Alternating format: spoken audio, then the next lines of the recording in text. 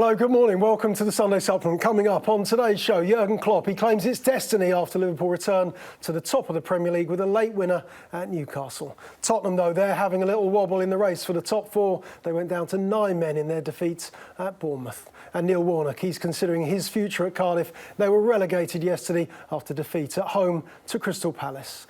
Getting promoted this morning, Jason Burt, he's the chief football correspondent at The Telegraph. Melissa Reddy is the senior football correspondent at the website Joe, and Matt Dunn is the football reporter with the Express. Morning, guys. Thanks very much for joining us this morning. I know you're all worried about your sartorial dress this morning, but I think you all look very elegant and smart. Don't forget to tweet the show about the guest dress sense and all the rest of the action. The best will appear on screen over the next 90 minutes. Let's have a look at the papers then, dominated, of course, by Liverpool's victory last night. Their late victory, Divock Origi with the winner at St James's Park last night. Liverpool winning 3-2. We're coming straight on to them this morning. We'll also talk about Pochettino and Tottenham. What's going wrong?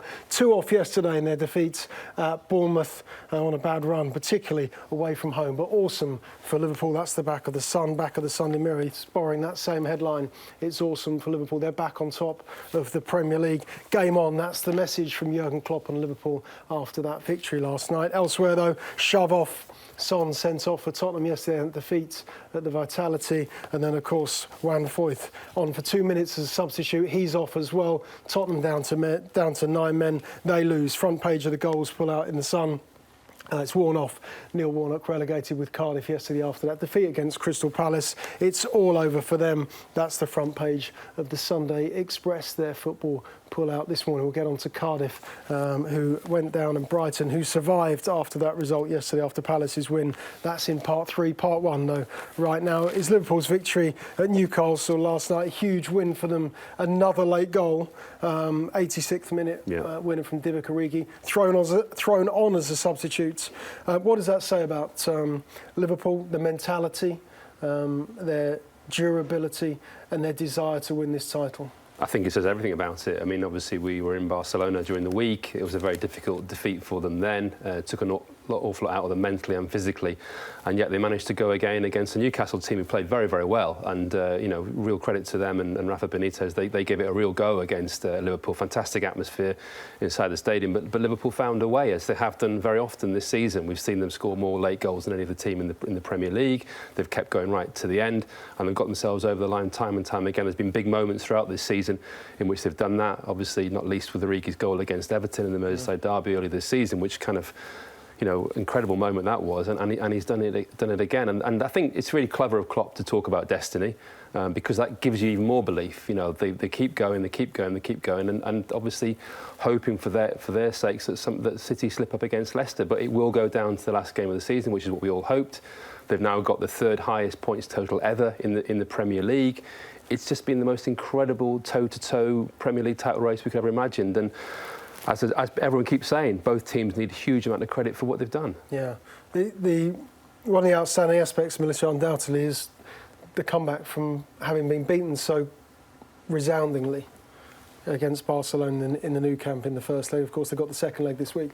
But to come back from that, to go to win away from home. Yeah, what would have really taken the stuffing out of them was the manner of that defeat against Barcelona. The performance was excellent.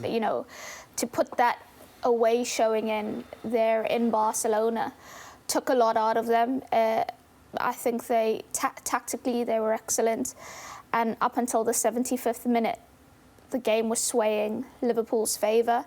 So to then be on the end of a 3-0 scoreline in Barcelona's favour was quite gutting. Liverpool have shown, though, a tendency to pick themselves off the canvas and go again and go very hard.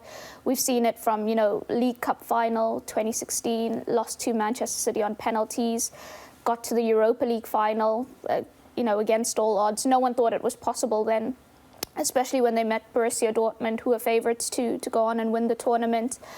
They lose that, then they go and, secure a top 4 finish. From there, they've got to get to a Champions League qualifier, get through it, go all the way to Kiev. Probably the most heartbreaking part of Klopp's tenure, I think, so far. The loss to Real Madrid, the circumstances, the Karius blunders, the concussion, losing Mohamed Salah. And then from there, you think, OK, how are they going to recover now? And they recover by becoming title contenders. 94 points. It's just staggering. Yeah, it is extraordinary. You just mentioned concussion, which I would like to talk about because Salah, of course, stretched it off last night. And then, of course, the incident earlier in the week at Tottenham in their defeat at home to Ajax. So much has been written and talked about this week and how clubs and medics and medical authorities should deal with these situations. Matt, what is the solution? Do we have a clear, defined picture, a clear, defined answer? Well, I think Gary Lewin spoke to the Mail today, and he's been right at the forefront of it for a long time. I think medics aren't comfortable with the fact. It's really straightforward. The protocol that you have to use says in the second paragraph, you cannot do this test in less than 10 minutes. And yet medical staff are being asked to make a judgment. I felt really uncomfortable. I was at the Ajax game to see a player sent on to do battle again and staggering off the pitch for whatever cause. The Spurs later said it wasn't a concussion. But the point is, this is to protect against potential concussions. There is no way at the time they could say whether it was 2 days later they said it wasn't a concussion. These things are very difficult to detect, and they can also be very dangerous. And that is why I think it's now time for football to look at temporary substitutes, blood substitutes, similar reason.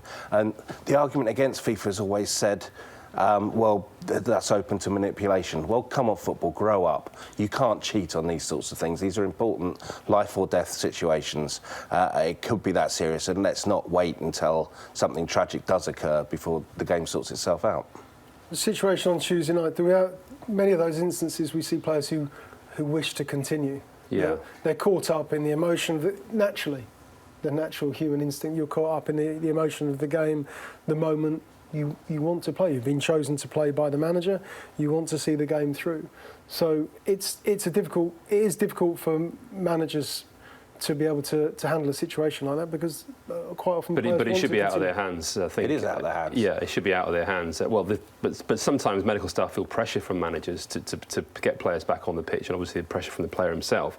It should be out of their hands. And Matt's absolutely right. 3 minutes is not long enough. It's got to be 10 minutes. So to make 10 minutes work, you have to have a concussion substitute to come on the pitch in place of the player. That just has to happen. And I think that the player is. It shouldn't be his decision at all. He's completely out of. He should be completely out of his hands. He's the one who's not able to make that decision. Spurs have got a history on this. I was there also when Lloris got caught by Lukaku's knee, and the messages there were so badly wrong coming out after the game. AVB was saying, well, he wanted to carry on, so we felt he had to. It's not. Spurs were at least on message on Tuesday night. It was the medics who looked at him. They passed him fit. The referee checked that the medic had. Everyone on the pitch did exactly what they were supposed to do, which is why you've got to look at it as a wider issue and get the authorities to change the laws so that, these sorts of things don't happen. There's no way a player should be staggering off after receiving medical attention. It was just after 7 minutes after the initial contact was when Vertonghen held up his hand. That is in that crucial bracket between the 3 minutes that UEFA allow and the 10 minutes that the medics say gives them a better chance, not a 100% foolproof chance. And these are things which just cannot be taking chances with. Yeah. Is change, do you feel change is on the way, Melissa? I think all the signs point to the fact that it just has to come, whether people like it or not, whether it's going to be hard to enforce or not, whether it means, like Jason said, so many different variations of change, concussion substitute, or at the moment there's no universal handling of it, and I think that's one issue. If there is a defined universal way of dealing with concussion, it makes it easier. I feel actually quite sorry for medical teams because the amount of responsibility that's on them in those circumstances, of course the player's health is of premium priority to them, but if they've only got a short space of time to make a decision in a very heated environment, an emotional environment, the state, things like what state the game is, what the team needs at that particular moment, all those things should be irrelevant. But as human beings, all those things come into play for everyone. But I think medical teams would find it a great help if there was a standardized procedure, but a standardized procedure that puts not we want to save, we don't want this to take as much time as possible, or we just want to get it over with. These are the protocols, that's it. It needs to be weighted in terms of the health of the player and whatever it takes to make sure that that's the be-all and end-all.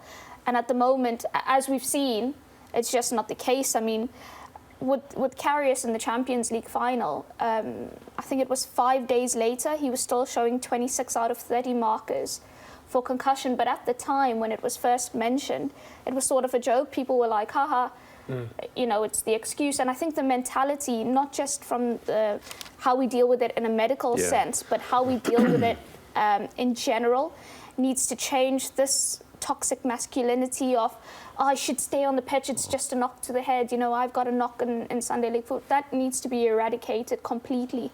And I think it just it's a wholesale change that needs to happen. Yeah, OK. I'm sure the authorities will continue to look at that situation. Let's go back to Liverpool. You mentioned Nou Camp in the week, Jason, on Wednesday night.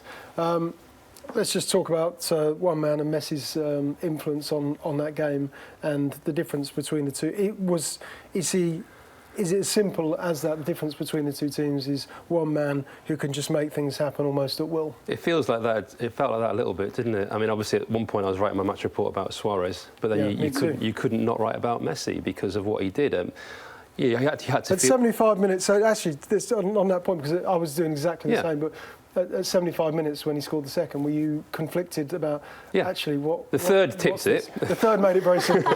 The third made it very simple. But and you're thinking, this is a Suarez story, it's about Suarez. And Messi, as Messi does, makes it about Messi.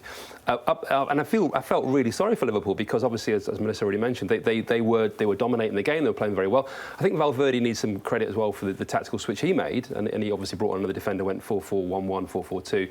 But Messi then grabbed the game by the scruff of the neck, didn't he? And that's what the difference was. And Liverpool didn't take their opportunities. That was the problem for them. And Messi did. He just turned the knife, didn't he? I mean, 1-0 is doable. 3-0, it's not doable. Salah scores, maybe 3-1 is doable. But even then, and I go back to the start of the season when he stood on the Nou Camp pitch and said, I'm going to bring this trophy back home for Barcelona. And we talk about destiny.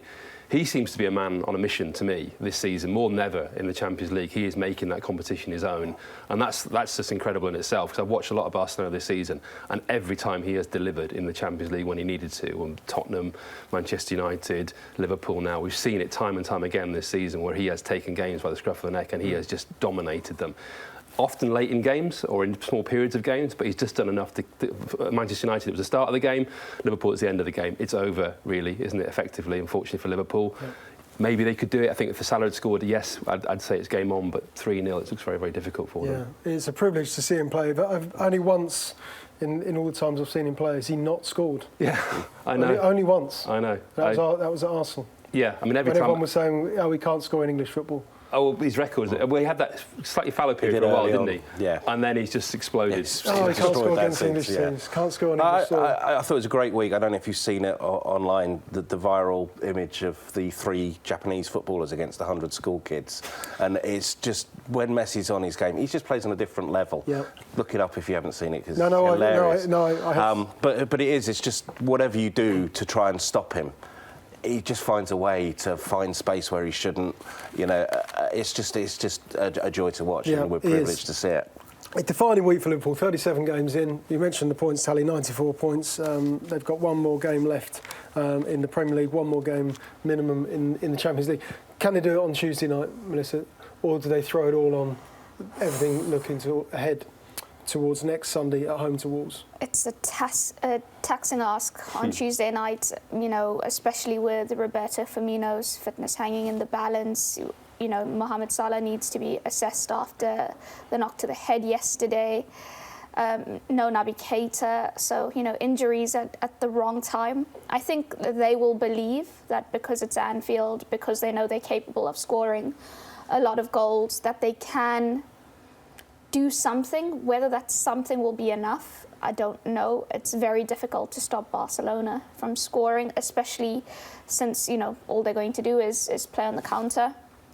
But I think the league has to be their focus, especially if City slip, which I think is, you can't accept that or expect that, because the two teams have been so remarkable in the last few months. It's been, you know, near flawless, faultless.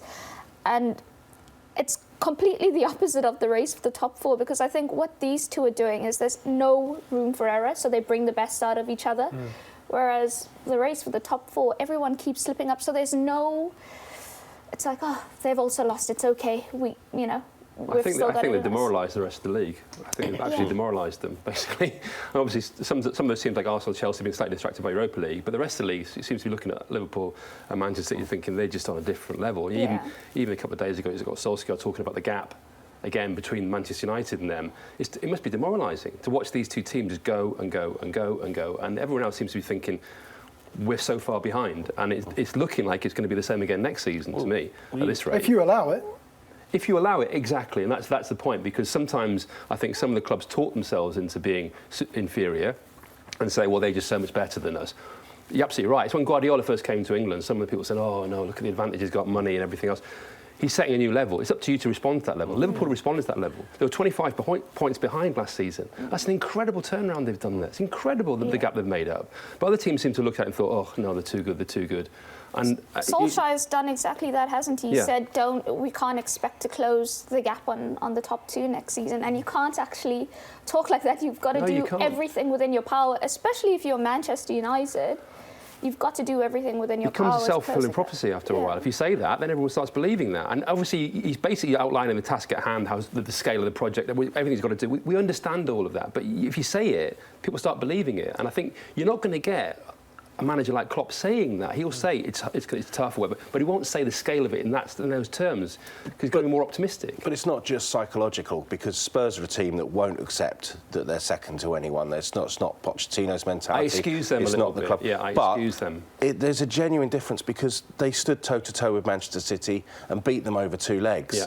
But look at the cost to them. Well, it was on it's absolutely, they've put everything into that, aggregate. and everything around it has just fallen apart. Because if you do go that extra mile to try and compete with City, and you're not really there, forget psychology. They haven't got the squad to do that, and that's what seems to be costing them at the moment. And they've now got to battle hard to save their season. We're going to get on to Tottenham very shortly and whether the guys still believe in them. 13 defeats in the Premier League. Another one yesterday, down to 9 men at Bournemouth. They lost that too. More on them coming next.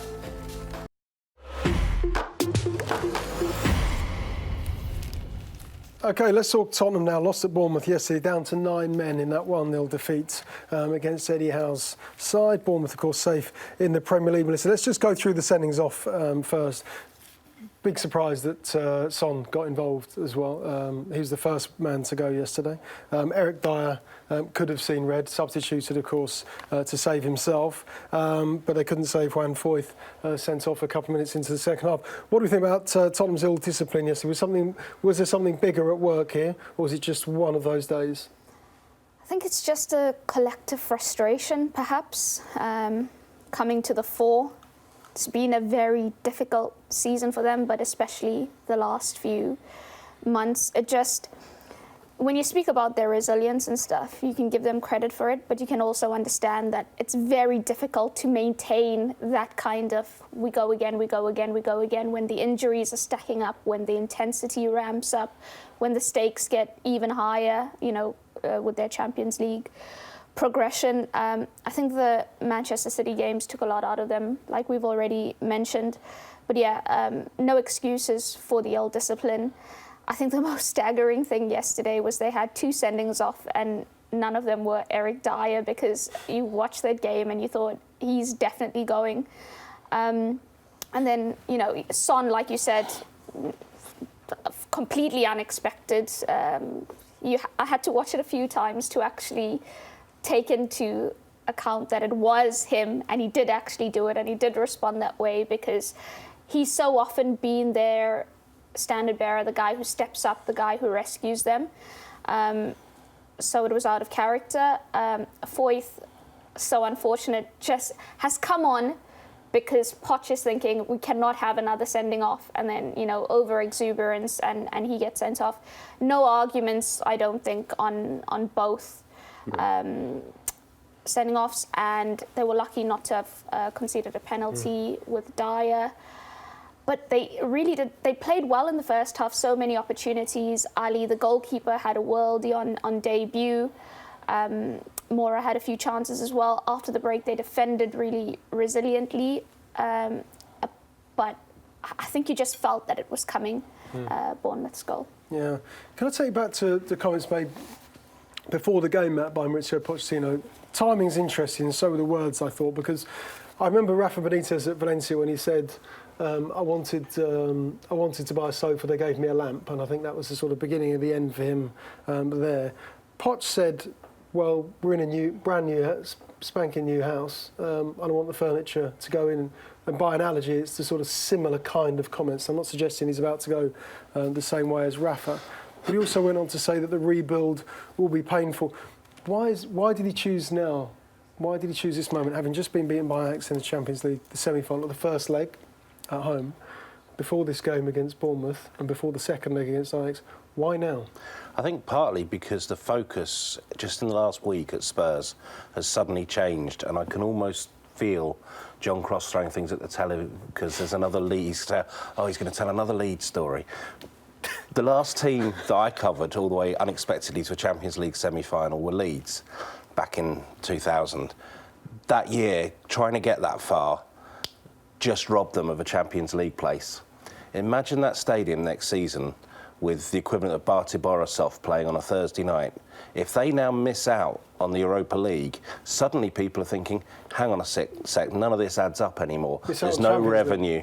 They're out if they drop out the Champions League with the results they're getting, which suddenly they're looking over their shoulders, if they don't get over the line and stay in the Champions League, then it's suddenly a very different project in the summer. And you think, are we going to spend the money to bring players when we've got a massive hole suddenly in our budget we weren't expecting? And I just think this week, the black side of things has perhaps come onto the radar a little bit, how this can quite quickly go wrong. I think Spurs will do it. I think they'll stay in the top four. I still think they've got a very good chance of doing something in Amsterdam. But the stress of trying to get them there is, I think, what caused yesterday. Players that are at the end of their tether, they're not making rash decisions. Rational decisions.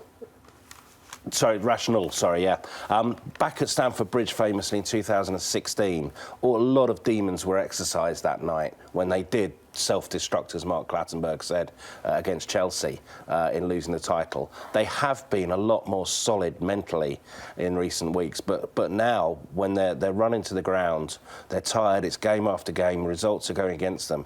I think they're just being human again, and it's costing them. Stressed out?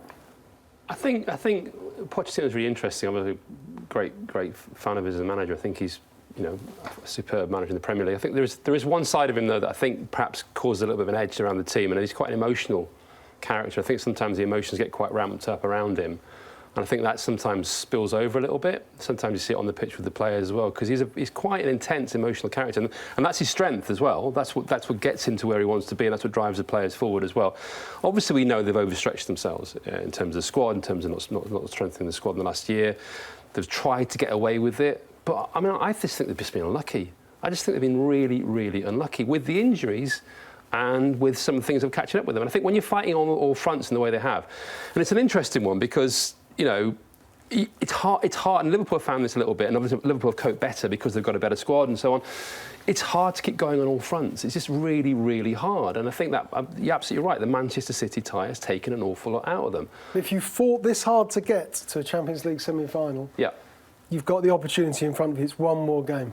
Yeah, I agree, and they're still in it. That's Liverpool's approach yesterday. When they responded at Newcastle, must have been, look. Yeah, absolutely. Come on. And that's absolutely right. And that's to their credit, the way they did it and the way they got through that yesterday. Maybe, though, they've got a stronger squad. They've got more depth. They've got more about them in terms of, obviously Spurs is first. We all talk about Spurs' first 11 is fantastic. Beyond that, we're struggling a little bit. And Poch is right. They need to strengthen. The timing is interesting. I think that's what you're alluding to. Why do it just now? Isn't that something to kind of say towards the end of, well, at the end of the season, really, rather than now? Because everyone knows what the problems are at Tottenham. You know, it's that lack of investment on the pitch. That's all it is. But they've got this £1 billion stadium now, and he's right. They need a team to reflect that. Now, he's grown the team as much as he can, but he needs some help. And he needs some help in the transfer market. And also he needs some help to convince players who are there to stay. Because there'll come a point where some of them will say, oh, it's fantastic, we've got this stadium, we've got this team, we've got this manager, but I'm not winning anything. I'm not actually winning a trophy here. So he's got to convince those players that this is the right team to be with. Why are you smiling? We're going to be sat here in 5 years saying, well, you know, he's got a great team and, you know, we like watching Tottenham play, but we just need they'd love to win a trophy. Maybe 2 more players. Will they be able to spend in the summer? He's talking about the rebuild. He says it'll be painful. Is this rebuild going to happen? It's non-negotiable. They have to. They cannot. I think his comments are to make sure expectations are aligned with the reality. Spurs have been operating in this fantasy world because of his management and because of his ability to, you know, get the best out of the players in the most difficult sorts of situations and scenarios. And that can't be the norm. That has a limit. You cannot continuously perform miracles or, you know, exceed expectations. And I think he's sending out the message that we're here. It's absolutely ridiculous that we're here, third in the league with our squad that had zero investment and in the Champions League semi-final.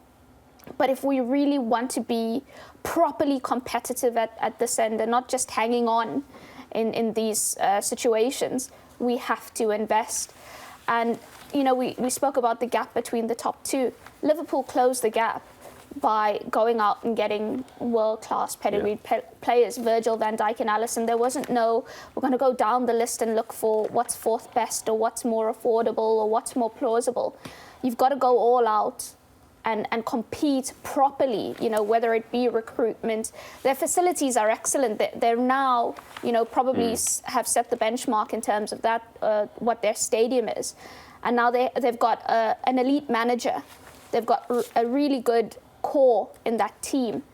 And so now they just need to get their squad up to par and be serious in terms of recruitment, not haggling over, you know, slight differences in wages or paying an extra $5 million. You've got to do it if you want to close that gap. Get it done, yeah.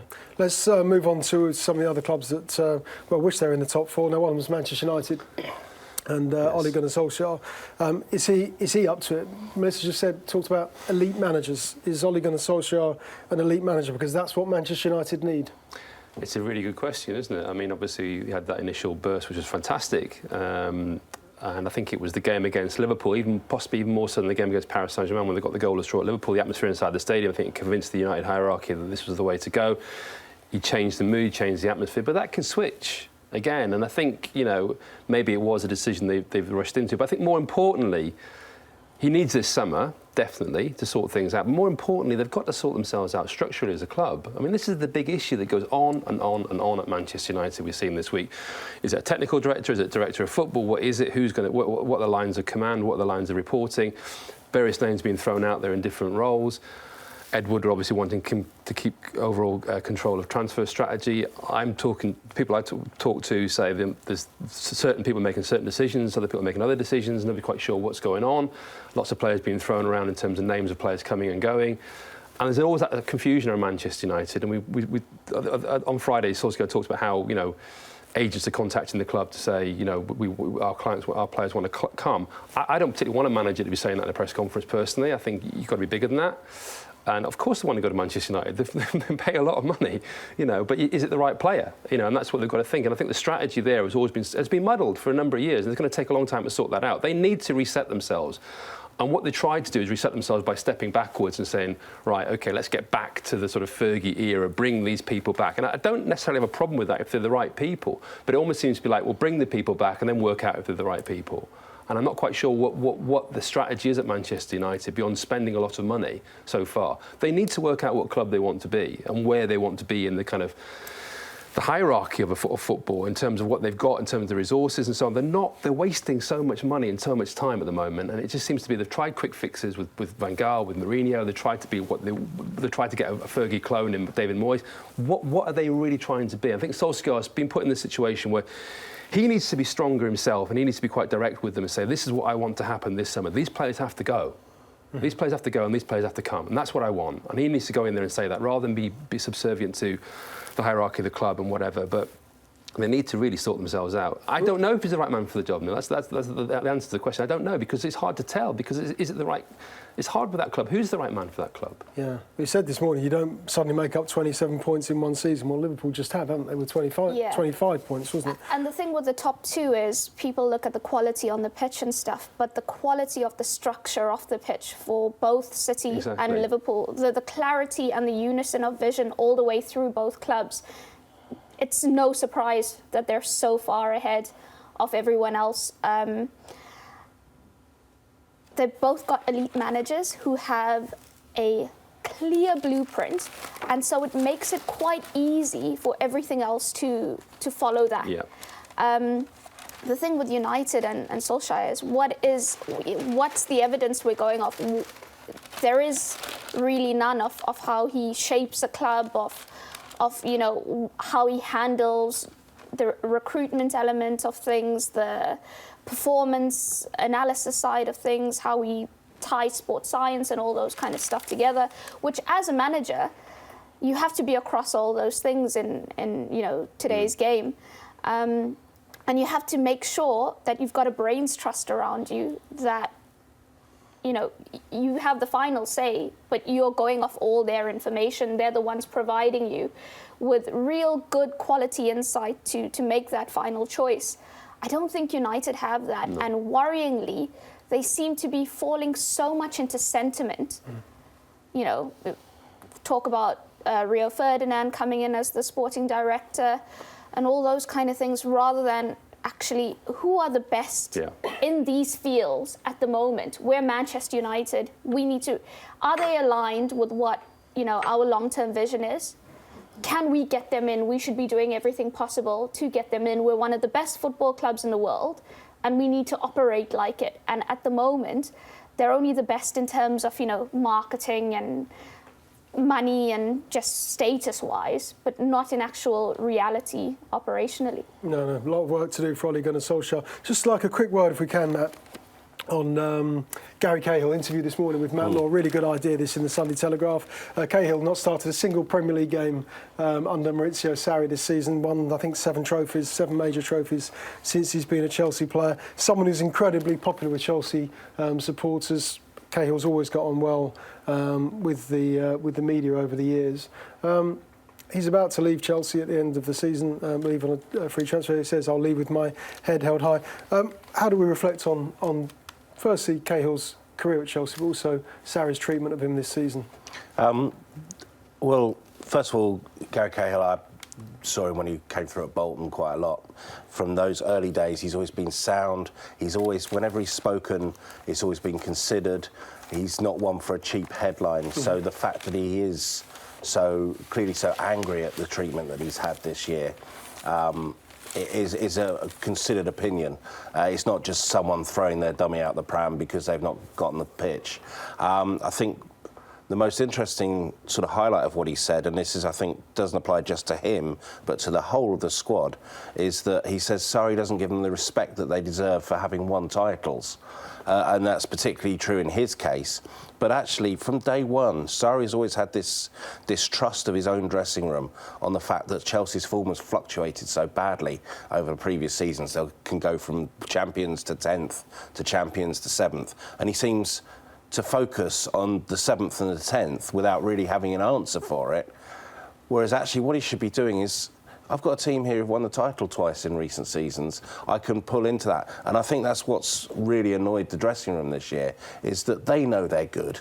They know they can win games. And Sarri doesn't seem to publicly respect that. And perhaps we're getting a clue now, he doesn't seem to respect it in the dressing room either. No, you can see there's a lot of, you can certainly see there's a lot of frustration with Gary Cahill boiling up in that piece with Matt Law. Well worth a read in the Sunday Telegraph this morning. OK, next up, we're going to talk about the relegation battle. It's all been sorted. Cardiff relegated after the defeat at home to Palace yesterday. More on them coming next.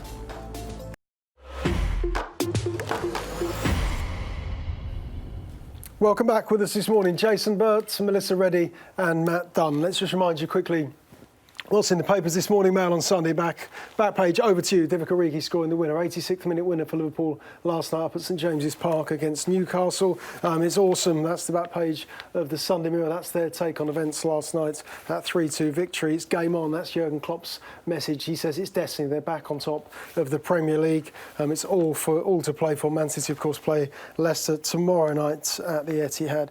Sunday Mirror, nasty one. Second player to be sent off yesterday for Tottenham in their defeat at Bournemouth. The first man to go was Son in that 1-0 defeat. It's all over though for Cardiff. That's the front of the Sunday Express football pull-out this morning, and Warnock, Cardiff down, and the boss Neil Warnock could quit after confirmation yesterday that they are down. Brighton stay up. We'll talk about Brighton in a few moments' time. Matt, but back to you, because Neil Warnock's someone that you know very well. First of all, Cardiff, let's just talk about their performance this season in the Premier League. 9 victories. They are relegated, though, after that defeat against Palace yesterday. Was it just as simple as a team that got promoted that just wasn't good enough to stay in the Premier League? Basically, they've all season pretty much been a Championship club hanging on in the Premier League. I mean, yesterday was probably showed what they've been lacking. It should have been 7-3 on chances. There was no real defence in sight either end, to be fair, even your side. Your mob. But your mob. Yeah, my mob. But what if I didn't want anyone when to you've know? got Townsend People and, like you around. He's outed again. Yeah. Well, What if I didn't want anyone to know who you're I wearing which your Palace football team I colours on your support? Twitter feed, so I think the clues are there. When Andros Townsend can put that sort of shot away, and I mean, I think Warnock was kicking every ball. I think he put 4 of the chances away himself on the touchline, but he just didn't have the players on the pitch to convert the chances that they created. Too often they've not created enough chances because they haven't got the players deeper in the field, and he's just pulled it all together and tried to get whatever he could to get over the line. That's always been the aim, and he's just fallen a bit short against some incredibly unlucky. Even he stopped moaning about referees and penalty decisions last week because they should have had one against Fulham, and he's given up even moaning about it. So they've not had any luck at all this season. Off the field as well, obviously, and it's just been a difficult season, and they didn't start with enough, they didn't bring in enough, and ultimately they didn't have enough. Why can he get teams promoted out of the Championship? 7 promotions, isn't it? Why can he get them out of the Championship into the Premier League? Not all of those promotions are into the Premier League, but they're throughout his career. Why can't he keep a team in the top flight? It's so difficult, and actually he did quite well for them to have their fate decided so late, because their depth and quality, and like you say, you can create chances and you can give a good account of yourself, but if you don't have that decisive 10% within your squad, it's just not going to happen for you. And I think that's what they found. Jace? Yeah, I mean, I think there's an argument when you talk to clubs who've employed Neil Warnock that he is just a very good Football League Championship manager, and that when he makes that step up to the Premier League, and this may sound harsh, Matt. Still 11 against 11. He finds it a little bit more difficult to deal with the Premier League, and I think that that might be a harsh assessment, but there is certainly something in it, I think, personally. I think he doesn't always get to the pitch of the division. We talk about the squad not being strong enough, but did he work hard enough? Did they work hard enough to strengthen that squad? I don't know. I mean, there obviously were players willing to go there. Were they willing to go there for Cardiff, or were they willing to go there for Neil Warnock? He's done brilliantly to keep them, obviously, till the 37th game of the season. But I think there is. I mean, I've spoken to clubs about this before. There is that element of him around him, or thought about him, that maybe he struggles in that division. He just finds it very hard. The kind of exposure of it, the scale of it, the media attention, everything around it. I think it might be a little bit of a step too far for him. You say that, but in 2007, when he came up with Sheffield United, 2006-07, they were doing OK in the Premier League for a long while, and arguably should have stayed in the division that year because of what happened with Tevez, which the league then subsequently found West Ham shouldn't have had Tevez in the team banging in goals at Old Trafford Sure. to win the game. So, I mean, I think then he showed, with limited resources, he can keep a team in the Premier League. I think it's a little bit supposedly basic. Yeah, his tactics seem easy to work out, but I know behind the scenes the team he moves with work really hard on trying to get the same small marginal gains that you get at top clubs that try and make the difference between winning the Champions League, but they're working with players who aren't as good. And, you know, I would fancy Fulham to have stayed up this season with their squad if Neil Warnock had been in charge. I would have fancied Huddersfield to do better in a second season than the season they had. I don't think any of the clubs, you know, I think basically he adds value to a squad, but there is only so much value he can add. And yeah, he's never going to be contending for Europe, because I do think there are limitations to his tactics. You know, it's the old Sam Allardyce argument. He's never had the resources to test whether he can manage at the top level. So, you know, and at his stage of life, why would you take that chance? I can understand that. But I think it's unfair to say that he's out of his depth in the Premier League, because what he's done is actually lived in the Premier League with a squad and a team on several occasions that haven't been good enough. Melissa? Yeah, I think it's exceedingly difficult to try and stay in this league when you get there. You know, you Wolves have can't. done it though. If you Yeah. were to look at the two examples of Wolves and Cardiff. Wolves have been exceptional, and again, you know, we spoke about the vision of the top two, but them working off their template, not thinking, you know what, we're in the league now, we're going to have to throw a whole lot of money at this, bring in, like what Fulham did. Fulham thought, let's just bring in quality. No cohesive nature to what they did, no greater underlying thinking. It was just like, this is how you get in the Premier League and stay in it. Whereas Wolves went, like I said, very good manager, good squad, complete idea of who they are, how they want to play, quite an aggressive team in possession and out of it, which I think is very crucial in the Premier League. And they've gone about things the smart way, and I would say the right way. Whereas, you know, some teams aren't so lucky. Some teams can't be like Wolves and have that bigger picture that carries them through. Although I think they should all try and find a way. You know, you say marginal gains, and I think when you've got such limited resources, marginal gains can only get you, you know, marginal benefits. But why didn't they improve the squad more last summer? Why didn't they? You said limited resources. I mean, there is money there. There is money available to Premier League teams to improve the squad.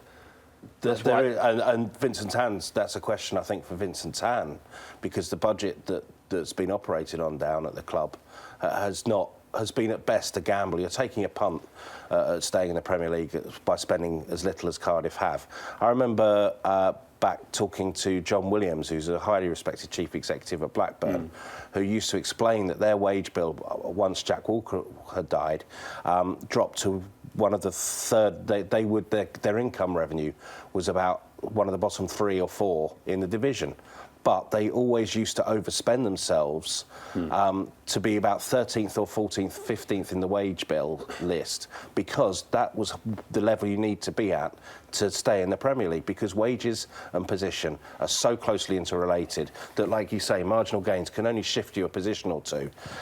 What's happened here is they've tried to get Warnock to do his magic with low-cost players, and it's not been good enough because the players aren't good enough. Obviously, there are particularly exceptional circumstances this year in that when they did invest money, you know, it ended tragically. And from a football perspective, that has affected their season as well, because what they were missing yesterday was a striker. Do you expect Neil Warnock to be Cardiff manager next season? I think he wants to. I thought it was notable that the fans were very much behind him even after relegation yesterday. You could hear them cheering for him. I think he's enjoying life in Cardiff. He's certainly got...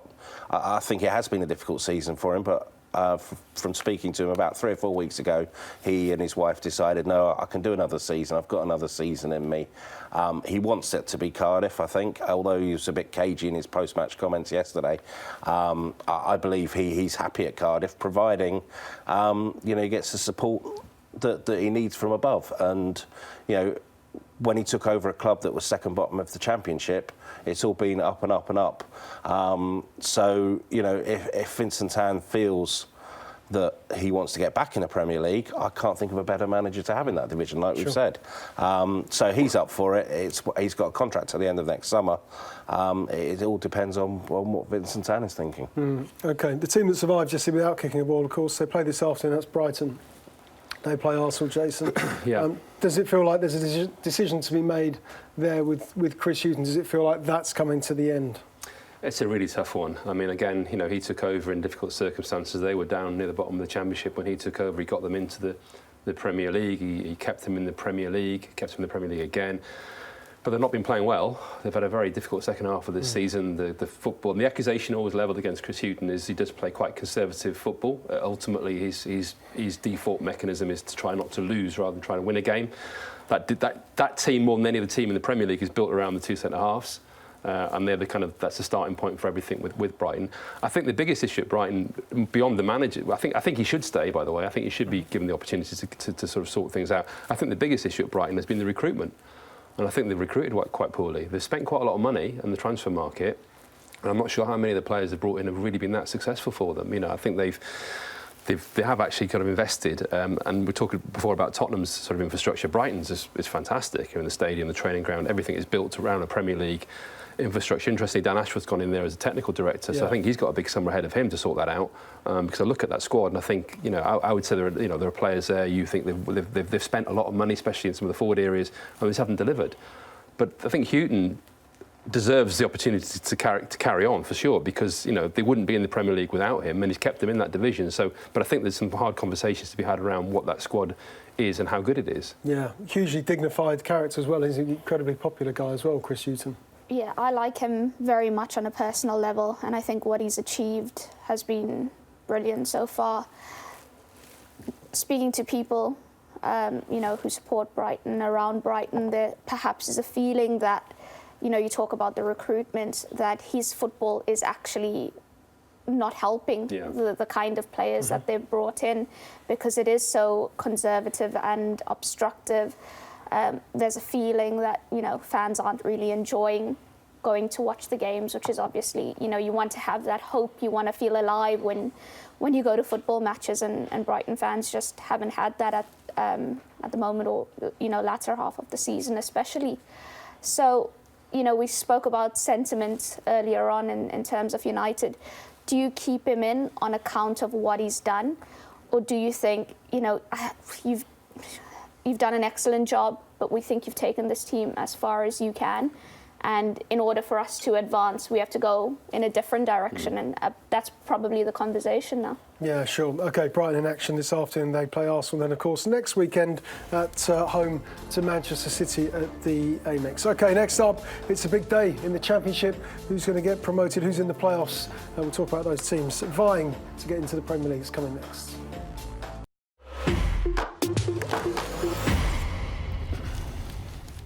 Welcome back. You're watching the Sunday Supplement. Following us, as ever, is Ben and Cammy with goals on Sunday.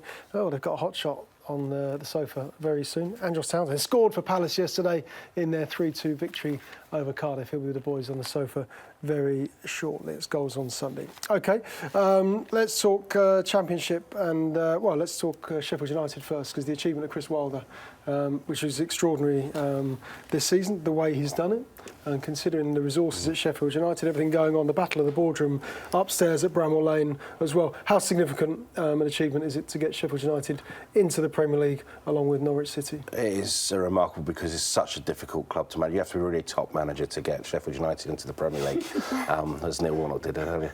But no, it is a really... Bassett did it as well. A giant club, which perhaps isn't appreciated outside of Sheffield as much as it should be. People talk about Leeds being... When was the last time you were there?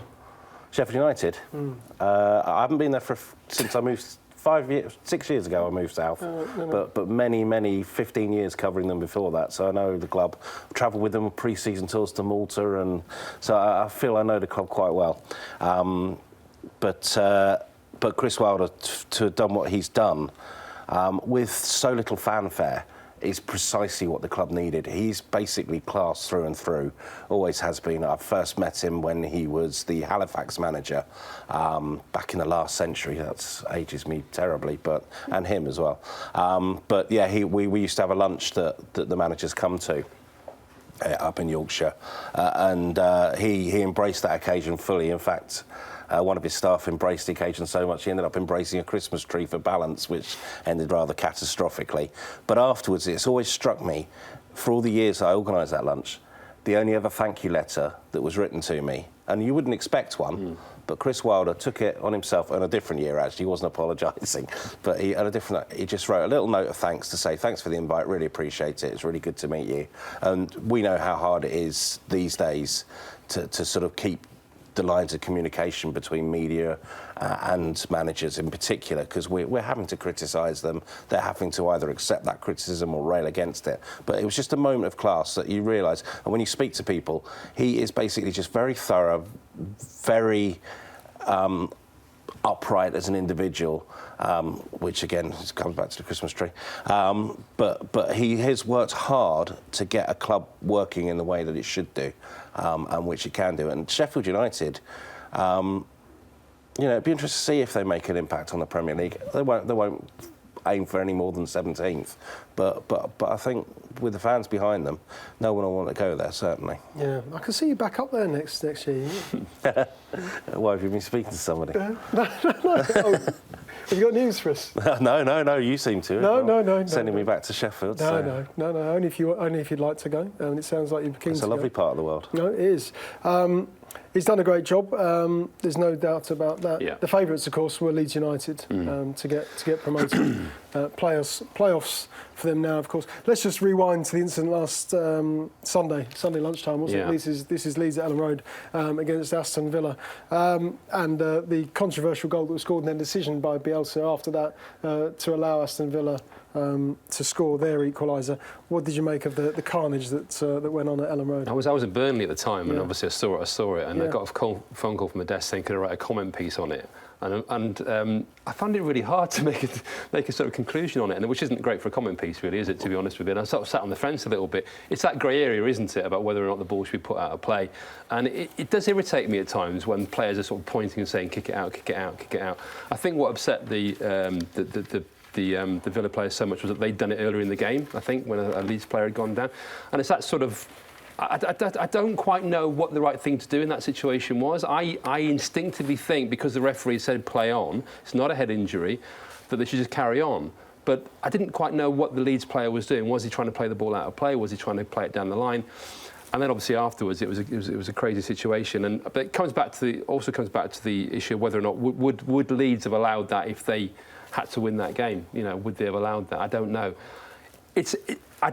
I'm sitting on the fence a little bit because I'm not quite sure what the right answer is. I think sometimes these sort of... I instinctively think they should have played on. That's what I really instinctively think that. I genuinely do. But because people were pointing and everything else and the board, they were going out to play earlier, maybe they should have just done the honourable thing and put it out. But I think sometimes in competitive sport, you just get on with it. The player wasn't badly injured. It wasn't a head injury. The referee had waved play on. He'd seen the incident. But obviously, I'm probably out of line saying Well, that. I don't know. Something similar happened yesterday at Home Park with Plymouth, and Scunthorpe scored when Matt Macey was injured. Scunthorpe then lobbed the ball straight over him when Matt Macey was originally down injured. And of course, Plymouth furious. You kind of feel it should be the officials making the decisions. Personally, I just don't. I just kind of felt like it's competitive sport. You get on with it unless he's badly injured. Okay, Melissa, who do you think best equipped to negotiate their way through the playoffs? Leeds, of course, West Brom, Aston Villa, the huge run that they've been on. Frank Lampard with Derby. This is assuming that they make it, or maybe even Middlesbrough with Tony Pulis and Bristol City with Lee Johnson. All those teams are in the mix on the final day. But who feels like they've been best equipped going into the final stretch of the season to do it? Villa, probably. I think that final playoff spot, Derby are in pole position. It would be remarkable, I think, if they missed out on it, having worked themselves back up into where they are. Borough are quite a disappointment. I think a lot was expected of them, a lot of investment. questions to be asked there if they fall short. But I think Villa probably have been the most entertaining and have the swing behind them. Matt? I think the Premier League needs Leeds back up there. I really do. They're such a giant club. Whether I'm not saying at that's the a prediction. expense of. Why are Leeds more important than? Is this because you're heading north? The Yorkshire special. Because to give me something else to do on the when Sheffield United are away. They are a giant club. That we were talking. So it's more earlier. important that they get up than Middlesbrough or Little Bristol No, I'm not saying it's City. more important. I just think the Premier League would benefit from it. I think football would benefit from it. Leeds certainly would benefit from it because it's a club that has had lots done to it over the last sort of 2 decades. That they suffered from badly. They're not particularly liked outside of Leeds. We all know that.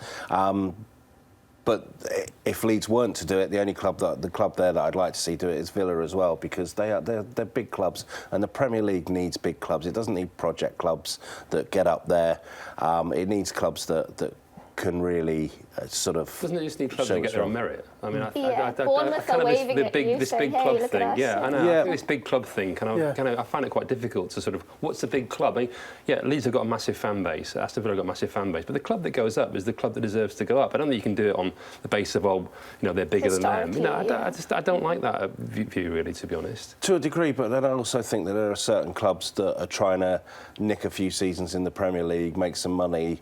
There's that kind of mentality going on behind the scenes that and like Watford, for example, who deserve to be where they are because they've organised themselves really, really well. No, but Watford does I'll tell you, club. One of the clubs that really struggled and was bankrolled into the Premier League at the time, and that was Wigan Athletic. And yet you go there and they couldn't fill their stadium because they were all watching the rugby. That's no disrespect to the people who did go and watch Wigan, but there wasn't a buzz about the town of Wigan. There wasn't. Won the FA Cup? That was years later. Yeah, they did all that. They had tremendous success from when they were first promoted and were 10th and got to the whatever League Cup was called then, final. They did remarkable things. And as a football club, it was a great club to be around and with. And the managers were always very helpful. But the fans just didn't get it. And that, you sort of think, well, why are you there? Why are there more empty seats here at Wigan than there are anywhere else in the Premier League? And you want Premier League football to be played in areas of the country where fans want to watch Premier League football. And that's undoubtedly, there is a massive vacuum in Yorkshire at the moment.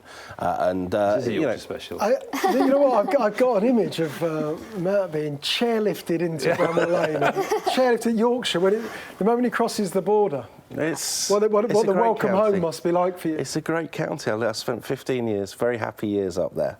And I think you do get, it does rub off on you and you do buy into it. But no, I do think that a team like Leeds, with all its history and everything else, that's no right to be anywhere. I agree with you, Jason. You've got to get there on merit. But what I'm saying is, if they can show over the next 3 games that they can do it on merit, I'll be very pleased for them.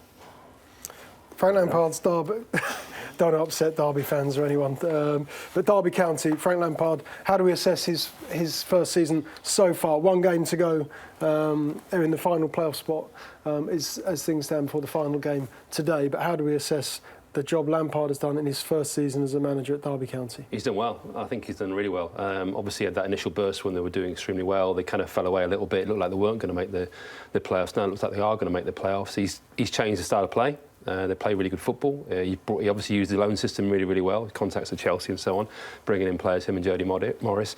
I think, and also with the backdrop of the ownership of the club, the question mark over whether or not Mel Morris is going to carry on owning the club, whether or not somebody else is going to come in. And obviously, even then, the ownership has been quite difficult over the years. Often have hired and fired quite a lot. There's been pressure around there to get promoted. I think it will be difficult for Derby again if they don't go up, because they seem to get very, very close then fall away. It's happened time and time again with them. I ultimately think they probably will change hands in terms of the ownership. But I think Lampard himself, in his first year and his first job, he's done well. He's carried it very well as well. You know, he's conducted himself extremely well. They give it a real good go in the FA Cup also. And I say I'm always persuaded by style of play, and I think he's played good football, and that's what persuades me a little bit more than a manager like Neil Warnock. Yeah, you're accustomed to a certain style. You're discerning, aren't you, Joe? I am a purist. Discerning. You're a discerning figure. Derby, of course, they play West Brom today. How do we assess their season as well? Because Darren Morsey started the season as West Brom manager. He hasn't finished it because Jimmy Shan replaced him. How do we assess the goings on at the Hawthorns? It's so difficult because Darren Moore stumbled into the job in the first place. It just doesn't seem to be any clear direction for the club at the moment from the very top. And I'm not close enough to West Brom to understand some of the emotions involved, but from the outside, to see what Darren Moore achieved and then for him not to be given chance to finish the project, it just doesn't feel right. There may be individual reasons why that occurred. I don't know. But in some ways, if someone who's taken a chance on Frank Lampard and they're the ones that nicked the playoff place, you sort of think, well, no, fair play to the owners for making a decision, standing by that decision. And, you know, I think very few people would have much sympathy if West Brom do miss out. It's a balance sheet decision, wasn't it? I mean, they looked at it and thought, we've kept this squad together, we've got a big wage bill for this division, these players are Premier League players, we should be back in the Premier League automatically, and it's not as simple as that. It's a hard division to get out of. It's not as simple as... It's a hard division to get out of, but also you're dealing with the trauma of relegation. You're dealing with having to galvanise that and go again in a new environment. Momentum as well. You've and all lost of that. And I think, you know, if he was 12th or 13th, then fair enough, I can understand why they did it, but he was in the playoffs. He'd earned the right to try and get them back up. It was a crazy decision because, as well as Jimmy Shan has done, it wasn't like he was their first choice. I'm sure they were thinking they were going to get in Djukanovic or somebody else to come in there, and it didn't happen. So then you wonder, why did you make that change? Because they're no really massively better off than they were when Darren Moore was there. So surely he'd earned the right to try and see the season through. Yeah, they've got a ton of goals as well. They've got 86, a ton of goals. I say they've got 86 goals, haven't they, so far this season? Dwight Gale with a lot of those. We'll talk about Manchester City coming next. They're playing Leicester City tomorrow night at the Etihad. It's a game they'll have to win. We'll talk about that next.